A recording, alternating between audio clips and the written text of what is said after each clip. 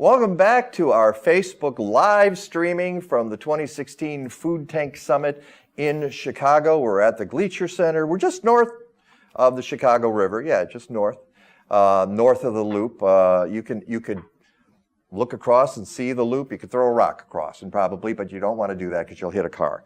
My name is Mike Novak. I am your genial host here this morning, and I've been really amazed at the quality of the people here in the room and the ideas they have, and I hope you have been too. This is quite an experience. I do want to remind people that Organic Valley is the sponsor of these live streaming interviews here on Facebook, and we thank them for their efforts to do that. I want to also tell you, you can go to foodtank.com to see live streaming of the panels that are going on during this summit. That's a more long-form event. Just have it on your computer, and if somebody comes up to you in your cubicle and says, "What are you looking at?" you just say, "I'm just watching reruns of the World Series," especially if you're in Chicago.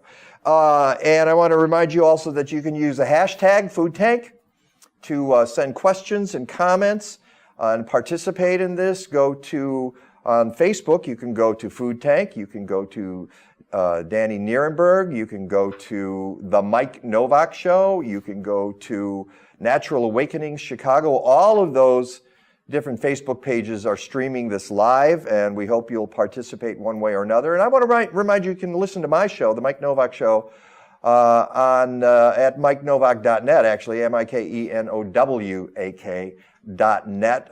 We're on Sundays, 9 to 11 Central. Each week, and I discuss green living and environment and local food and all that, gardening as well. And gardening, how it relates, we talked earlier about soil and the health of the soil. Right now, I want to bring in Greg Kearns from Heifer International, which is a wonderful organization.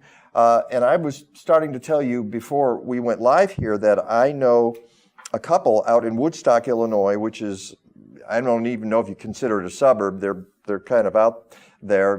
Soon it will be a suburb as everything grows together here. But he owns a company called Rich's Foxwillow Pines. And twice a year, they do fundraisers for Heifer. They have, over the years, donated tens of thousands of dollars to Heifer. So I'm familiar with their work, and I love what you guys do.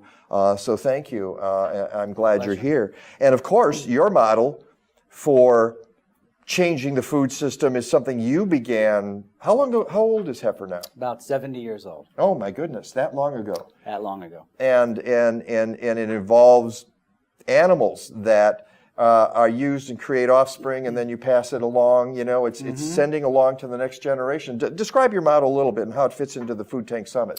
Well, traditionally our model was there was a provision of an animal that then would be passed down, often for several generations. We track 3 generations. And it's not just the animal that's passed down, but all the knowledge that goes along with that animal. As I said at the speakers to the audience this morning, a lot of the work we do is social capital building. So we bring people together. We train in a variety of topics, nutrition to sustainability to animal health management.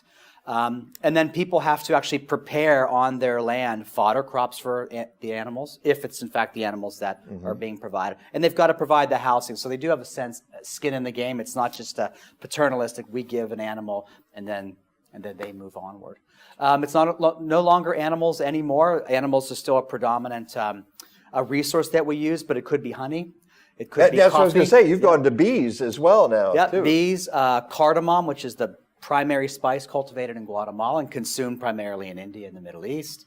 Cocoa is quite a big commodity that we're much more involved in than we used to. Are there sustainability issues surrounding cocoa and its there are. production? There are. I mean, cocoa farmers, many of them are suffering because they cannot make a livelihood by simply cultivating cocoa.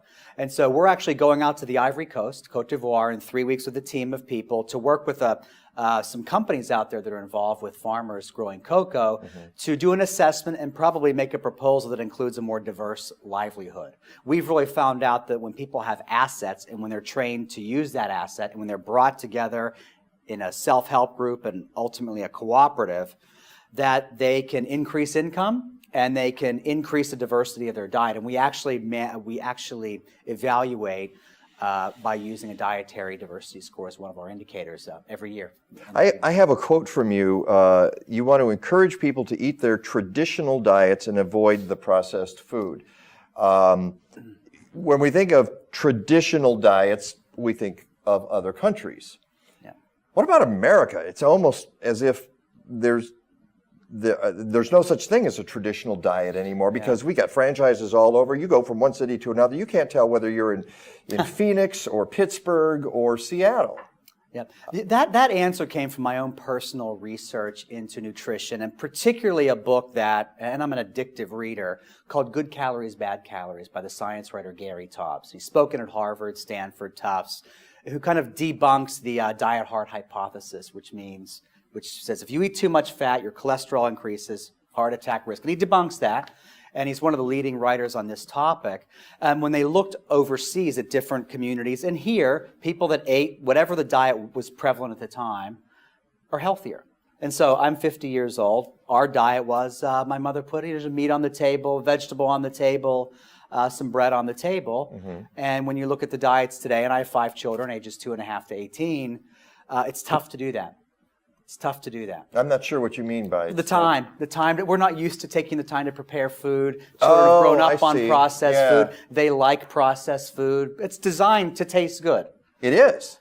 But isn't it sort of faking out the body? It has faked out the body. And then you see the increases in obesity, diabetes, other diseases have skyrocketed only since about 1980. When the it's been that recent. It's been that recent. And it's this book posits that the USDA's nutrition guidelines were the engine of that.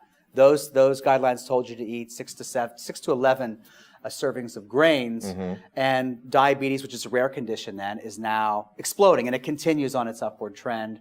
And you've seen what's happened in China and Vietnam, where I lived for 3.5 years. Diabetes is exploding in those countries. And now you have the double burden of malnutrition in places like India, where you've got high malnutrition on the one hand, and very high levels of obesity. And this is like the third time this has come up today.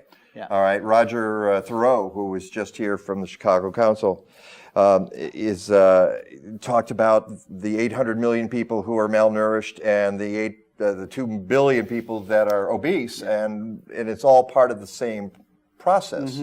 Or problem, I guess you would. So you come to the Food Tank Summit, by the way, Greg Kearns from Heifer International, and you come to the 2016 Chicago Food Tank Summit. What's your mission here? Heifer has already gone out around the world to try to help people live better lives, eat better, as you mentioned, get socially connected. What do you have to offer to Food Tank? I do think there's been a lot. When we talk about food, we talk a lot about grains, fruits, vegetables, and that's fine. I do think animal source foods need to play a little bit stronger role in the food conversation because they are much more nutrient dense than most other types of food. And I really want to bring our lessons in terms of how do we sustain some of the good work that's been done, because all the organizations here and the people here do good work, but we're just a sand on the beach, right? So how do we get the word out to people who are largely ignorant of these sorts of things, and how do we scale up the good work that's been done? So if you do good work in one community, in our case in Malawi, okay, that's great, but what about the thousands of other communities around that? What can we do socially to get the word out? As I said this morning, I think we know how to address the issues of malnutrition and overnutrition, but how do we get that out to the people that need to hear it? All right. Well, one of the ways is you come to Food Tank. You come to a Food Tank Summit, and those of you watching this, go to foodtank.com where you can learn more information. You can continue to watch live streaming of these events. Greg Kearns from Heifer, where do people go to log on to Heifer? Heifer.org. That's it. It's that simple. It's the place to go. Heifer.org, and I hope that a lot of people do. Thank you. It was a pleasure talking to you. Pleasure meeting you too. We will be doing more interviews. Stick around on the Facebook live stream. Go to use the hashtag Food Tank. Boy, okay, here we go. I'll be back in a bit.